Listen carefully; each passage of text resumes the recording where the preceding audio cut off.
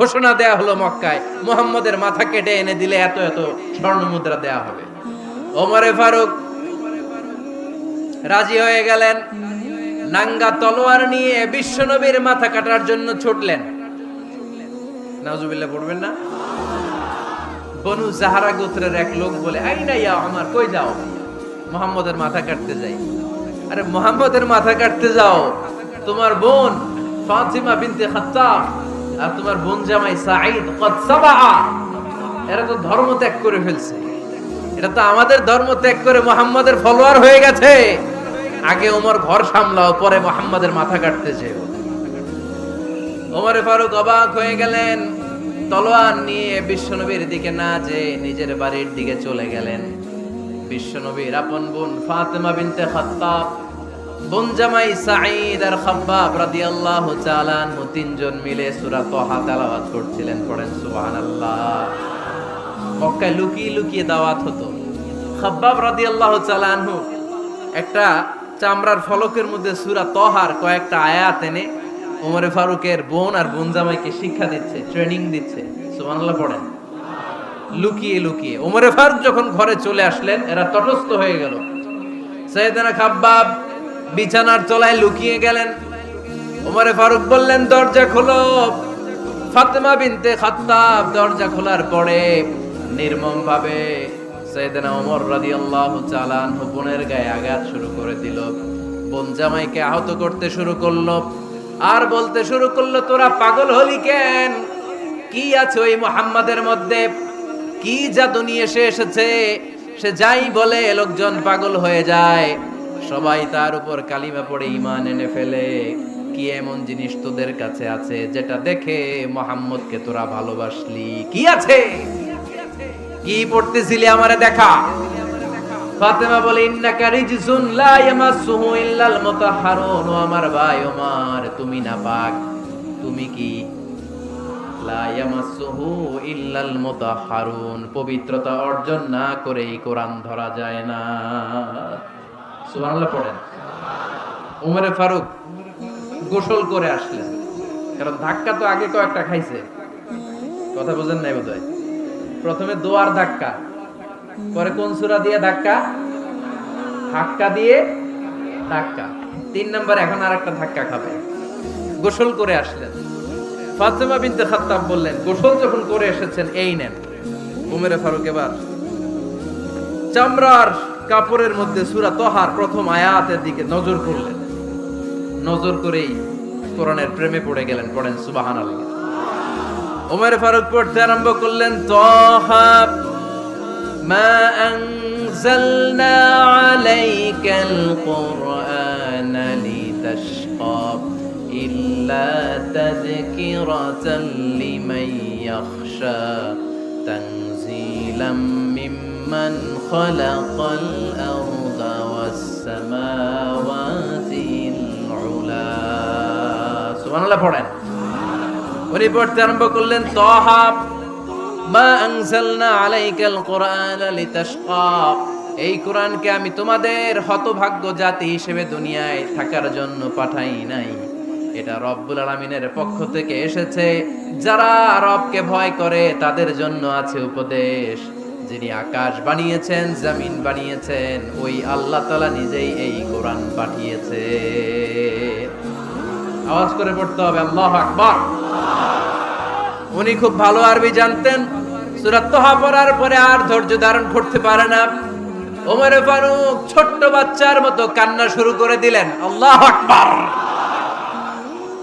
সূরা তাহাটা হাতে নিয়ে, তলোয়ারটা হাতে নিয়ে বিশ্বনবীর দিকে ছুটতে আরম্ভ করলেন। আইনা মুহাম্মদ, কোথায় মুহাম্মদ? তোমরা আমাকে মুহাম্মাদের কাছে নিয়ে চলো।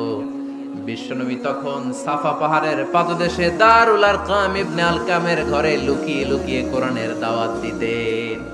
ওমরে ফারুককে পাগলের মতো ছুটে আসতে দেখে বিশ্বনবীর চাচা হামজা ইবনে আব্দুল মুত্তালিব বলল, নবী আপনি পালান। ওই যে খাত্তাবের বেটা ওমর আপনাকে অপমান করার জন্য, আক্রমণ করার জন্য তেড়ে এসেছে।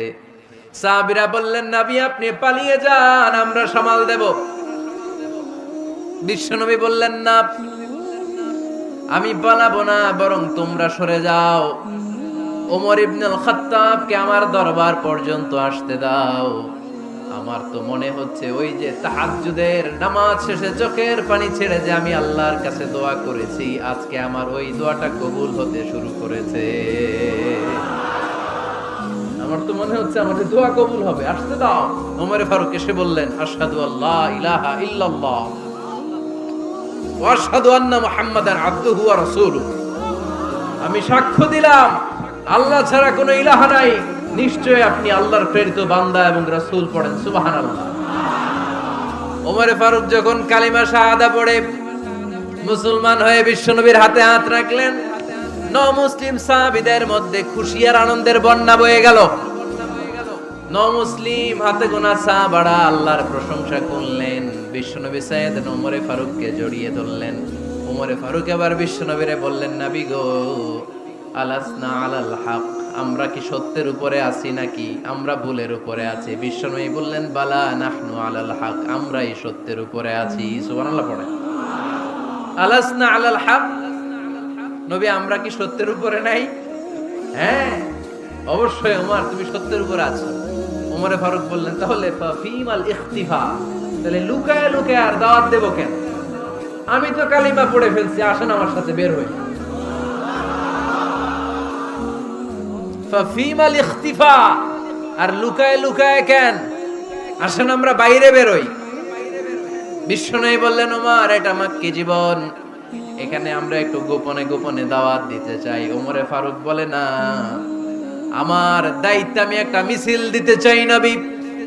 আল্লাহর নামের তাকবীর দিতে দিতে দারুল আরকাম থেকে শুরু করে মসজিদুল হারাম পর্যন্ত একটা মিছিল দিয়ে আমি মক্কা কাঁপাইয়া দেব। অনুমতি দেন। বিশ্বনবী দিতে চায় না। ওমরে ফারুক অনেক বোঝানোর পরে স্বল্প পরিসরের একটা অনুমোদন পাওয়া গেল বিশ্বনবী সাল্লাল্লাহু আলাইহি ওয়াসাল্লামের কাছ থেকে। কিন্তু মিছিল যে দিবে, মিছিলের জন্য লোকের দরকার আছে না নাই? এখানে লোক নাই, আমি একাই মিছিল দিতেছি। এটা জমবে, মিছিল জমবে। খুঁজে উনি 11 জন মুসলিম সাহাবা পেলেন। কয়জন? ওমরে ফারুক বললেন, 11 জনই সই। এই 11 জন নিয়ে আমি আল্লাহর নামের তাকবীর দেব। 2 লাইন করলেন। কয় লাইন? 2 লাইন। পেছনে 6 জন, আর এই লাইনের নেতা বানালেন বিশ্বনবীর চাচা হামজাকে রাদিয়াল্লাহু তাআলা আনহু। আর সামনে 5 জন, তার আগে দাঁড়ালেন উনি নিজেই। তাহলে 6 6 12। বললেন, এই 2 লাইনই আমরা তাকবীর দিতে দিতে, বেশি না, এই দারুল আরকামের ঘর থেকে, আপনারা জানেন যে সাফা মারওয়া এখন যে সাই হয়, এই সাফার পাদদেশে ছিল দারুল আরকামের ঘর। উনি বলেন, এখান থেকে ওই যে কাবার গিলাফ দেখা যায়, কাবার গিলাফ পর্যন্ত আমরা এই তাকবীর নিয়ে ওখানে যাব। সুবহানাল্লাহ পড়বেন না? ওখানে উনি দাঁড়িয়ে ছোট্ট একটা ভাষণ দিয়েছিলেন। উনি বলেছিলেন, মান আরাদা আন তাসকুলা উম্মু ওয়া ইয়াতামা ওয়ালাদু ওয়া তারমিলা যাওজাতুহু ফালিয়াসুদ্দানি। খেয়াল করে শুনেন, কান দুইটা খরগোশের কানের মতো খাড়া করেন। উনি এক বাক্যের একটা ভাষণ দিলেন। ভাষণ দিতে জানলে বড় ভাষণ দেয়া লাগে না। এক বাক্যের ভাষণ দিয়ে গোটা বিশ্বকে ঝাঁকুনি মারা যায়। চিল্লায় বলো ঠিক কিনা? ওমরে ফারুক এক বাক্যের একটা ছোট্ট ভাষণ দিলেন। মান আরাদা আন তাসকুলা উম্মু, কে আছো মায়ের এই মক্কায়, কে আছো মায়ের বুক খালি করতে চাও? ইয়াতামা ওয়ালাদু, কে আছো বাচ্চাগুলারে, নিজের সন্তানগুলোরে ইতিম বানাতে চাও? কে আছো তারমিলা যাওজাতুহু, নিজের স্ত্রীকে বিধবা বানাতে চাও? ফালিয়া সুদ্দানি, বুকের পাটা থাকলে আমি ওমর রে থামাও। ফালিয়া সুদ্দানি, দেখি মক্কায় কার এত বড় বুকের পাটা। কে আছো মায়ের বুক খালি করতে চাও, সন্তান রে ইতিম বানাতে চাও, স্ত্রীকে বিধবা বানাতে চাও? ফালিয়া সুদ্দানি, পারলে আমারে ঠেকাও। এই বলে উনি আল্লাহু আকবার, আল্লাহু আকবার, আল্লাহু আকবার বলে স্লোগান শুরু করে দিলেন। এক এক স্লোগানে মক্কার মরুজমিন থারথার করে কাঁপতে আরম্ভ করলেন। এই মিছিল মক্কার কেউ দেয় নাই। মিছিলের আওয়াজ শুনে আবু জাহেল বাইরিস, উতবা বাইরিস, শাইবা, ওয়ালিদ ইবনে মুগিরা সব বের হইছে। কি রে, আমার এলাকায় এত বড় স্লোগান, কার এত সাহস? বের হয়ে দেখে মিছিলের সামনে ওমর। ওমর রে দেখে দিছে এক দৌড়। কারণ ওমরে ফারুককে থামানোর মতো বাপের বেটা মক্কায় দ্বিতীয়টা কেউ ছিল না। আওয়াজ করে বলেন ঠিক কিনা? ওমরে ফারুক আল্লাহু আকবার বলে স্লোগান দিতে দিতে মসজিদুল হারামের ভেতরে ঢুকে গেল। কাবার গিলাফ ধরার পরে সেদিন মিছিল থেমেছে ওই আল্লাহর নামের স্লোগান সেদিন কেউ থামাতে পারে নাই, কিয়ামত পর্যন্ত কেউ থামাতে পারবে না। চিল্লায় বলো ঠিক কিনা?